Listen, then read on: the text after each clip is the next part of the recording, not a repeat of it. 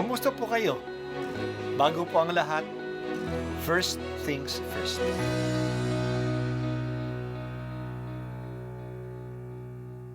Good morning po. Sinisimulan po natin ngayon ang first things first.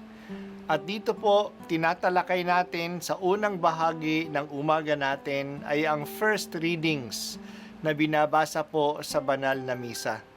Ito pong tinatalakay natin kasi madalas po kasi marami na tayong alam tungkol sa gospel readings. Pero konti po ang nagsasalita sa first readings. Pero ang first readings, bahagi din po yan ng Biblia, ng banal na kasulatan. Kaya susubaybayan po natin ang mga first readings, basahin po natin at kuminsan kailangan ng basahin ng 2 o 3 beses bago maintindihan kasi hindi po tayo familiar sa mga istorya at sa mga kaisipan na tinatalakay dito. Ang pagbasa mula sa aklat ni Propeta Zacarias.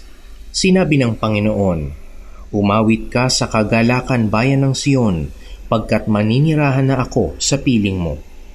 Sa araw na yaon, maraming bansa ang sama-samang magpupuri sa Panginoon at pasasakop sa Kanya. Siya'y maninirahan sa gitna ninyo. Sa gayon, malalaman ninyong sinugo ako ng Panginoon. Muli niyang kukupkupin, ituturing na Kaniyang sarili at itatangi ang Jerusalem. Mananahimik sa harapan ng Panginoon ang lahat ng nilalang pagkat siya'y tumindig mula sa Kaniyang templo. Ang salita ng Diyos. Salamat sa Diyos.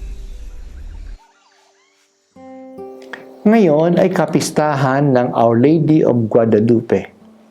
Ito ay malaking kapistahan sa Mexico at sa Latin America. Mula sa Mexico, natanggap din natin ang debosyon sa mahal na ina ng Guadalupe. At siya ay ang secondary patron ng Pilipinas. Ang pagpapakita ng mahal na ina sa Guadalupe kay San Diego, isang halos mangmang na Indian, ay tanda ng pagpapahalaga ni Maria sa mga mahihirap. Kinausap si Diego ni Maria sa kanyang lingwahe. Ang mukha ni Maria ay parang Indian at ganoon din ang kanyang damit. Talagang nakikibagay si Maria sa mga tao upang sila ay bigyan ng pag-asa. Narinig natin ang tawag ng Diyos sa propetang kilala na ikalawang propeta. Wala siyang pangalan pero siya ay nagpahayag noong panahon na ang mga Israelita ay ipinatapon at bihag sa Babylonia. Wala silang pag-asa na makabalik uli sa kanilang lupain. Natatakot sila na palagi na lang silang mananatili na dayuhan. Pinadala ang propeta upang palakasin ang loob nila. Kaya ang panawagan ng propeta ang panawagan ng Diyos sa pamamagitan ng propeta ay, "Aliwin ninyo ang aking bayan, aliwin sila. Tapos na ang kanilang pagkabihag. Gagawa ang Diyos ng daan sa ilang. Papatagin ang baku-bakong daan upang madali silang makauwi sa kanilang bayan." Isigaw ng propeta na ang tao ay tulad ng damo at bulaklak sa parang. Sila ay madaling malanta. Hindi tatagal ang tao, pero ang salita ng Diyos ay hindi kukupas. Mananatili ito. Kaya manalig sila, hindi sa magagawa ng mga tao, kundi sa salita ng Diyos.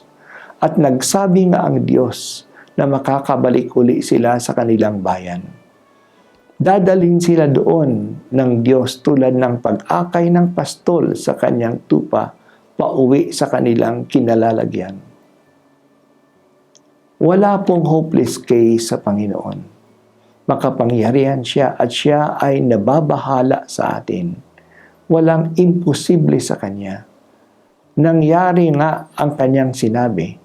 Nakabalik ang mga Hudyo sa kanilang lupain. Natalo ng mga Persians ang mga Babylonians sa pamamagitan ni Ciro. Naging iba ang polisiya ni Ciro. Pinabalik niya ang mga taong pinatapon ng mga Babylonian sa ibang bansa. Kaya nakauwi uli ang mga Israelita. Hindi sila nanatiling dayuhan sa ibang bansa. Ito ay isang halimbawa sa atin na hindi nagpapabaya ang Diyos. Anumang pinoproblema natin ngayon ay may solusyon. May Diyos tayo na tagapagligtas. Salamat, O Diyos, sa pag-asa na ipinadama mo sa amin ngayong panahon ng Adbyento. Dumating ka na, Panginoon, upang kami ay iligtas. Ito po ang unang pagbasa at ako po ay si Bishop Broderick Pabilio dito sa First Things First.